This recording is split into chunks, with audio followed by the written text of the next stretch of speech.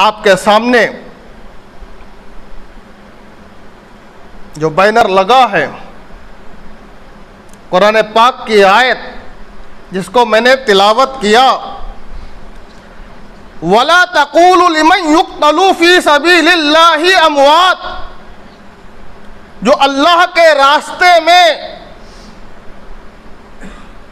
शहीद हो जाते हैं, उन्हें मार दिया जाता है, उन्हें मुर्दा मत समझो, उन्हें मुर्दा मत समझो, बल्कि वो जिंदा हैं, तुम्हें उनकी जिंदगी का शऊर नहीं। हदीस में आता है, शहीद के खून गिरने से पहले पहले शहीद की मग़फ़िरत कर दी जाती है, बगैर हिसाब व किताब के जन्नत में उसका दाखिला हो जाता है। इमाम अबू हनीफा रहमतुल्लाह अलैह फरमाते हैं, शहीद जिन कपड़ों में शहीद हुआ है, उन्हीं कपड़ों के साथ, उन्हीं खून के साथ एक चादर में लपेट के नमाज जनाजा पढ़ के उसकी तदफीन कर दी जाए, गुस्ल की ज़रूरत नहीं है। इमाम शाफ़ी रहमतुल्लाह अलैह नमाज जनाजा की भी कायल नहीं है कि शहीद जिन कपड़ों में शहीद हुआ है, उन्हीं कपड़ों के साथ उसकी तदफीन कर दी जाए। ये मर्तबा है, ये मुकाम है शहदा का। मगर याद रखो, एक मसला और जहन में आ गया, अल्लाह ने डाल दिया। शहीद अगर मकरूज की हालत में शहीद हुआ है, उसके ऊपर कर्जा था, उसको जन्नत के दरवाजे पर रोक लिया जाएगा, मुतालबा किया जाएगा। अल्लाह शोहदा की फजीलत बयान कर रहा है। हजरत मुहम्मदुर रसूलुल्लाह सल्लल्लाहु अलैहि वसल्लम शोहदा की फजीलत बयान कर रहे हैं। मगर शहीद अगर मकरूज के हालत में शहीद हुआ है, तो जन्नत के दरवाजे पर उसे रोक लिया जाएगा।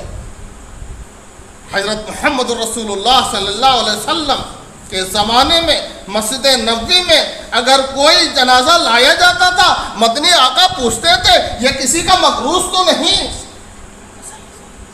जब मालूम हो जाता था मकरूज नहीं है, आप नमाज जनाजा पढ़ाते थे, और अगर ये मालूम हो जाता था मकरूज है, आप हट जाते थे और साथियों से कहते थे अपने भाई की नमाज जनाजा पढ़ लो।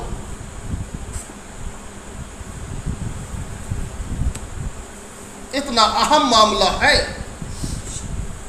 आज हम मकरूज होते हैं, कर्जे की अदायगी की कोई फिक्र ही नहीं है। अगर कोई शख्स तुम्हें याद दिला दे कर्जा, तो ये उसका एहसान है। क्यों? याद दिलाने पर एहसान ये है कि वो तुम्हें दायमी अजाब से बचा रहा है, अल्लाह के गजब से बचा रहा है, अल्लाह के गुस्से से बचा रहा है।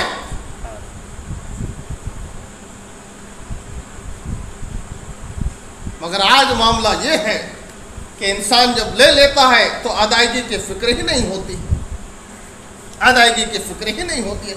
एक सहाबी रसूल का जनाजा लाया गया, मदनी आका सल्लल्लाहु अलैहि वसल्लम ने, हज़रत मौलाना यूसुफ साहब ने अपनी किताब अल अहदीसुल मुंतखबा जो अरबी में थी, फिर इसका तर्जुमा हज़रत मौलाना साद कांदहलवी रहमतुल्लाह अलैह ने किया है, जिसका नाम मुंतखब अहदीस रखी गई। उसमें भी यह रिवायत मौजूद है। एक सहाबी का जनाजा लाया गया, मदनी आका सल्लल्लाहु अलैहि वसल्लम ने पूछा, भाई ये मकरूज तो नहीं? एक साहब निकल के आ गए, या रसूलल्लाह हमारा मकरूज। आप हट गए। दूसरे साहबी निकल रहे हैं, या रसूलल्लाह इसके कर्जे के जिम्मे मैं ले रहा हूँ। अल्लाह के रसूल ने कहा, फिर मैं नमाज जनाजा पढ़ा रहा हूँ। तो मैं अर्ज कर रहा था, शहादत एक अजीम नेमत है, शहादत एक अजीम नेमत है, और ये सिलसिला रोज़े अव्वल से चला है। ये सिलसिला रोज़े अव्वल से चला है। रोज़े अव्वल से चला है। सबसे पहली शहीदा, सबसे पहली खातून जिनकी शहादत हो रही है हज़रत सुमैया रज़ी अल्लाह ताला अन्हा है। अबू जहल लईन ने आपके नाजुक मकाम पर, नाजुक जगह पर बर्छा मारा था, जिससे आपकी शहादत हो जाती है। सबसे पहले इस्लाम का शहीद हज़रत ज़ैद बिन अबी हाला है, जो हज़रत खदीजा के पहले शोहर के बेटे हैं। हज़रत खदीजा के साथ ईमान ले आए थे। अपने यानी रसूलुल्लाह सल्लल्लाहु अलैहि वसल्लम के बेटे पहली शहादत खाने काबा मताफ में इनकी हो रही है। लोहे के कुंदे से इनको मारा जा रहा है और सबसे पहली शहादत जो हो रही है हज़रत ज़ैद बिन अबी हाला की हो रही है। शहादतों का एक सिलसिला जारी है। ग़ज़वे बद्र 2 हिजरी 313 सहाबा हज़रत मोहम्मद रसूलुल्लाह सल्लल्लाहु अलैहि वसल्लम के साथ आए हैं। 1000 का लश्कर अबू जहल के साथ मक्के से रवाना होके बद्र के मकाम पर उसने ख़ीमा ज़न कर दिया है। पहली जंग हक और बातिल के दरमियान में, पहली जंग हक और बातिल के दरमियान में अल्लाह के रसूल देख रहे हैं, अंसार सहाबा हैं, मुहाजिर सहाबा हैं। आप उठे एक कोने में चले गए तन्हाई में, अल्लाह से दुआ कर रहे हैं। क्या दुआ कर रहे हैं?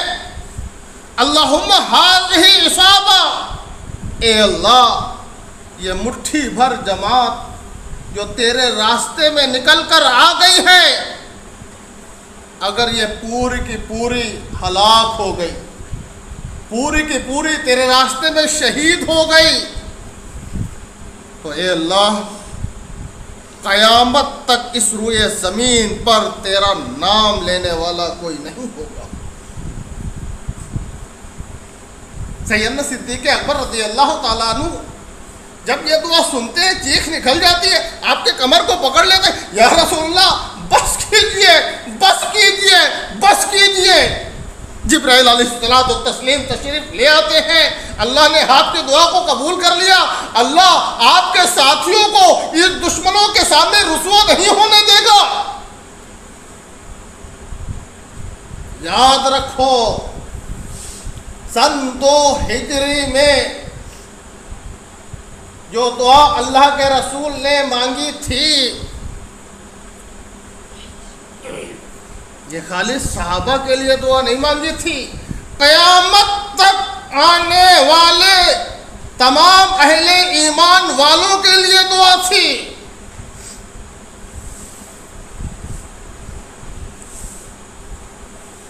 हालात चाहे जितने बिगड़ जाए,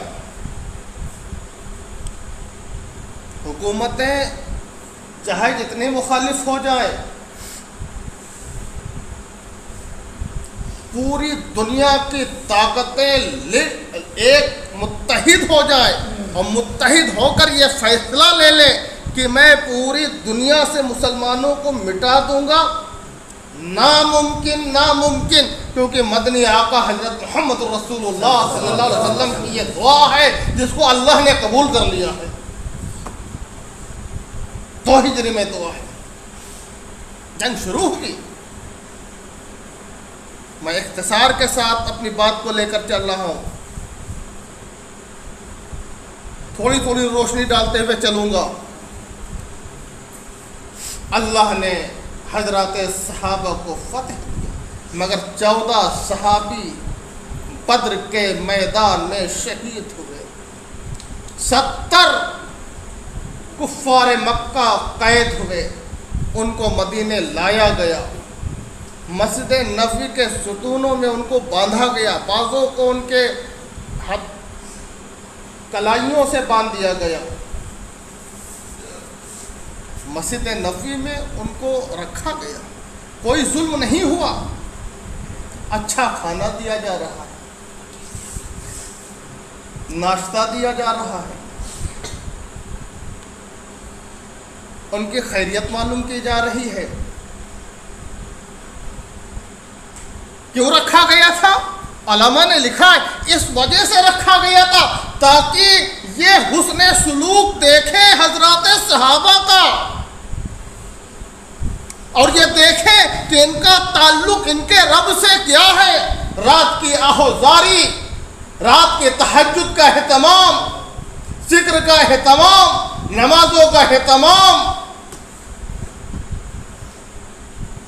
दिल पसीज गए। आपके चचा हजरत अब्बास भी कैद होकर आए और आपके दामाद हजरत अबुल आस भी कैद होकर आए थे। अल्लाह के रसूल ने मशवरे के लिए सहाबा को जमा किया मस्जिद नबवी में और पूछा, ये बताओ इनके साथ क्या मामला किया जाए, इनके साथ क्या मामला किया जाए। और यहाँ हजरत रुकैया का इंतकाल हो रहा है।